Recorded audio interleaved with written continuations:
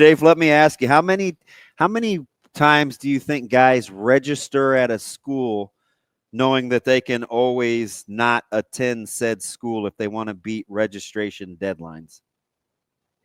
It definitely happens. I mean, we've seen guys appear as students in Nebraska's system just because they've registered at multiple different schools. I mean, the most famous example of that recently, Darnay Holmes registered at Nebraska, Ohio State, UCLA, and I forget who his fourth school was. But he basically had all the paperwork and everything done, and then he was set up with what his classes would be, and then basically made his announcement at the Army All-American game at that time, and it ended up being Ohio State, and withdrew from the other places. Or no, it was supposed to be Ohio State. It ends up being UCLA, withdraws from the other places, and then goes to UCLA. And so, in the portal, I could see where a guy would just do all the paperwork or whatever the minimum is, and then you have that sort of done, and then you can drop everything as you need it. I don't know how that exactly works. Obviously, with the guy that's visiting here this week from Notre Dame, he's on a short time crunch to kind of make a decision. That's the difficulty of having that national title game when it is, and then guys wanting to hit the portal to see what their value is, or if they can go be a starter somewhere else, or what have you. And so he's on a time crunch, and I think Michigan's involved, Indiana's involved. There's a few different schools, but Nebraska getting them on campus, I think, is a big step in the right direction. Schaefer, obviously people have made a lot about bringing in another transfer offensive lineman potentially, but where is that on your priority list, especially considering Rocco would be an interior lineman and not a tackle, the way I assume wouldn't be moving to tackle here, the way most people wanted an additional tackle in addition to Pritchett. Like, where does that land for you in terms of a priority? Like from the beginning of the portal, or like where Nebraska is at now with everything I know that they've done? Oh, that's a good question. Right now with where their roster is. I think it's good depth. Like, I don't think it's anything to sneeze at. I don't think it's anything that changes your win-loss projection total. I don't know that it's a guarantee that someone would come in from the outside and definitely be a starter as an interior offensive lineman unless they come with a wealth of experience. I think Nebraska's strength for their line is probably the interior aspect of it, so I don't know that it's the biggest need. But it's another body, and so if they've determined that that's the most valuable use of their time, for me, and I think Damon knows this because I text him about it, the thing that I keep coming back to is Nebraska's playing a three-man front, and we don't know that they are. But if Nebraska's playing a three-man front, am I comfortable that they have a real nose guard, nose tackle, that type of player? I don't know if Riley Van Poppel is. I envisioned him more as a Tyrod. Now, whether that's accurate or not, we'll find out the more he plays. But I am fascinated that Nebraska has gone to sort of a three-man front look since 2017. And you can probably count on just a couple fingers how many guys have been able to play that critical spot in the middle of a defensive line. I just don't know that they have enough bodies there.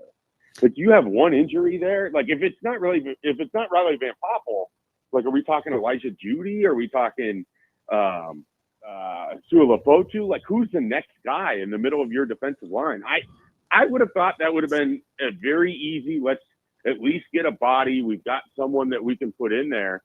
And that's a tough position to recruit. Like, they've really struggled finding the right mix of people for the interior defensive line. That's sort of the one area where I'm just like, man, I just don't know. But if you're not playing a lot of three front looks, maybe you don't need that as much. That's sort of the curiosity that I have. You know, it's interesting. I'm glad, like, this, again, one of the reasons I like talking, you genuinely really, really get into the nitty gritty of football and stuff like that. So it makes me think, like, when you ask me those questions, I immediately think, Schaefer, not necessarily guys, but style of play, right? So if I don't, like, what would I do if I don't have a 310-pound run stopper? Well, I may put guys on the move. I may slant. I may pressure.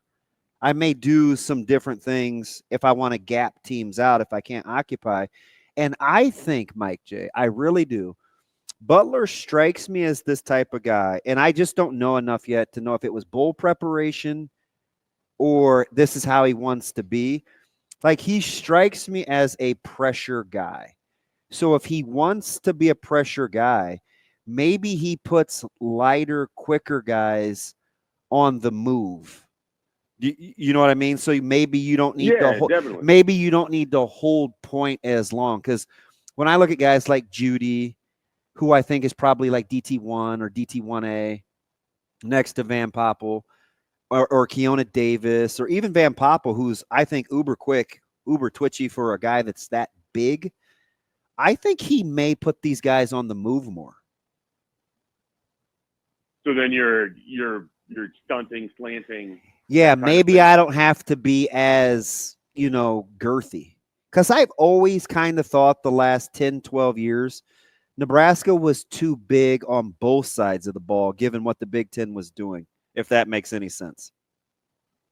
Yeah, the hard part for me is that get out of the mindset, and it's more of a me thing, but I can't get out of the mindset that Nebraska's defense in 2021 and arguably 2023, the 2 years where I think they looked the best defensively throughout the totality of the season, largely came when you had a guy like Nash or Damon just wrecking shop up the middle the way that they did. Now, they're very different. The way they did it was different. But I just think Nebraska has to find a way, whether it's against the run or in the pass, to have pressure come up the middle. And you have to have a guy who can collapse the interior of someone's offensive line in the Big Ten if you're going to run the style of defense that they do. And I'm a big Riley Van Poppel guy. That was my number one in that class. And I think they would have been better off not redshirting him for all the reasons that I don't think redshirts really are going to provide the value down the line that they used to. I'm just skeptical that he could be that kind of guy for them to have the sort of disruptive defense that those were. I mean, you remember what Damian Daniels did for a JoJo Doman and for Nebraska's second level. Like, those guys ran free.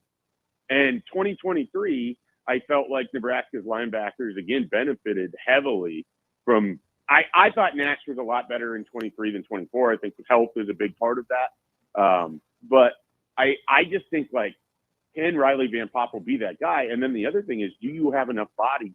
But if you have different ways to get there, great. I'm just a little skeptical of it because we've just seen Nebraska throw guys into that spot and struggle with it. Like, that's not an easy position to play. Schaefer, how much of our kind of fixation on interior offense or interior defensive linemen sort of being game wreckers and wrecking shop, I think is how you put it, is a result of the fact that Nebraska hasn't had edge guys on the defensive line that do really much of that at all over the last since 2017. I think that's a big part. I think we've also just seen Nebraska get run on up the middle a fair amount over the last 8 years when they've kind of gone through their struggles, and so that stands out as well. But yeah, they haven't had great edge players. They've had disruptive, high quality defensive line, but they haven't had.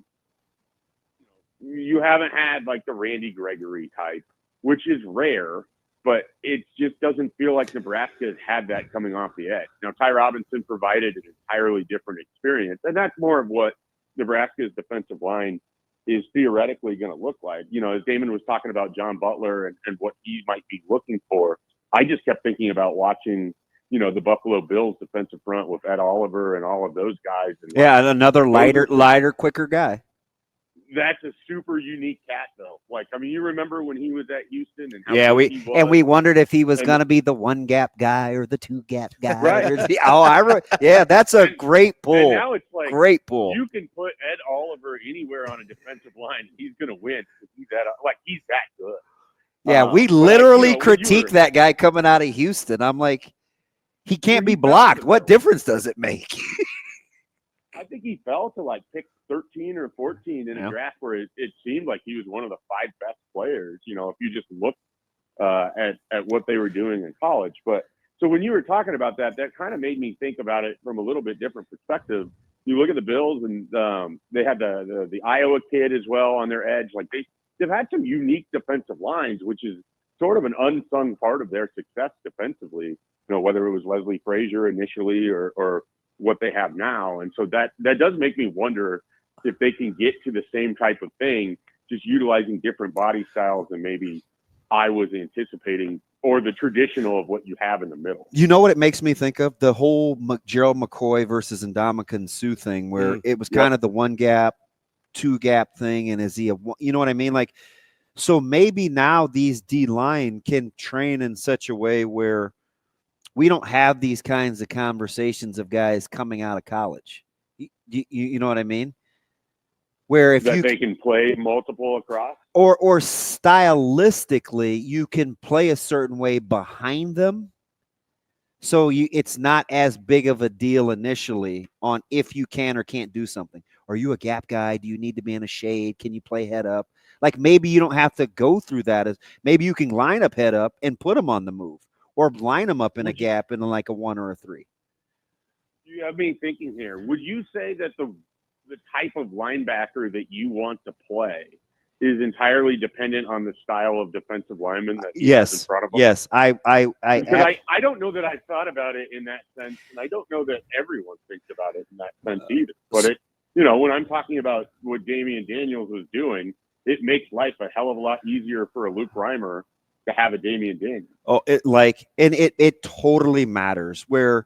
If I just take if I move Christian Jones inside last year with that front 3, he's definitely a different inside linebacker last year than he is this year, where we had to put lighter, younger guys on the move more than we did a year ago. Right. So yes, the short answer is yes. I think how you can play on the second level is totally dictated by what's happening up front.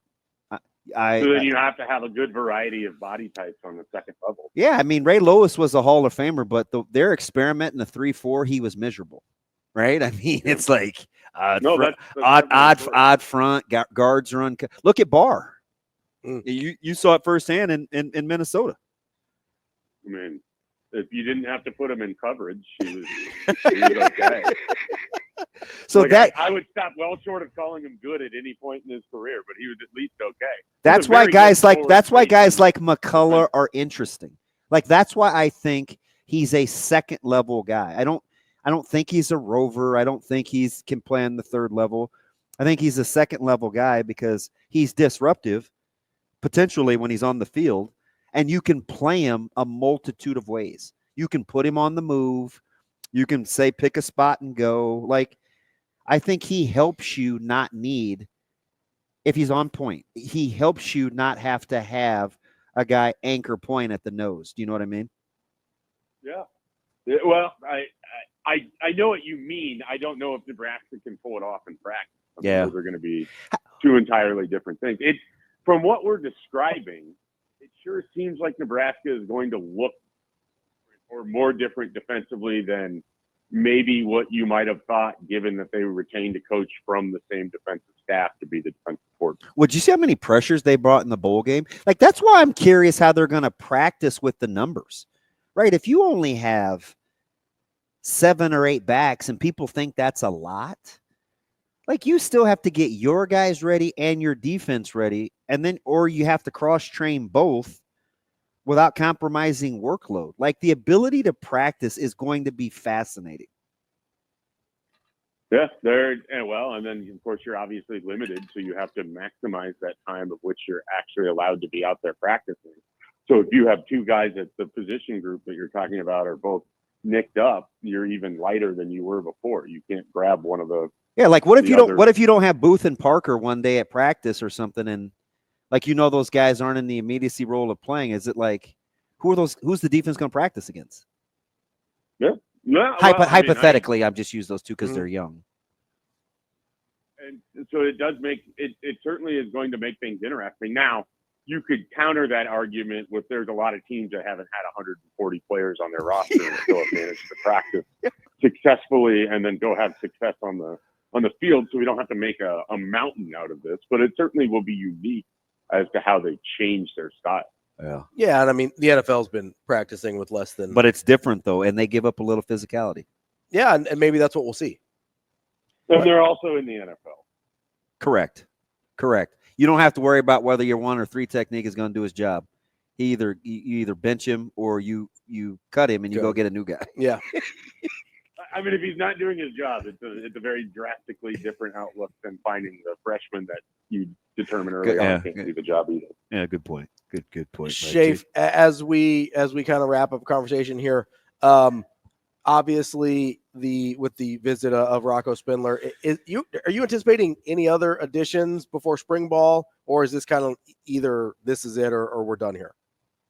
For me, this seems like it's going to be it, and then we'll see where Nebraska's at after the spring. If they have enough guys leave, that they'd have a spot or two that would be available. Yeah, it's looking at the roster, like I said, for me, it's interior defensive line, and then it's probably the running back position or the two, where I would be curious about an addition. But I think they, just like last year and really the previous year, I think they like the running back that they have a lot more than the public probably perceives it to be. So I don't know that they're running out to go shopping in a market where the expectation, if you're brought in, you're going to play. So I would look for just the offensive line right now, and we'll see where it goes. That's our guy, Mike Schaefer, Husker247. Great stuff today, Schaefer. We appreciate it as always. Thanks, Schaefer. All right, guys. Have a good one.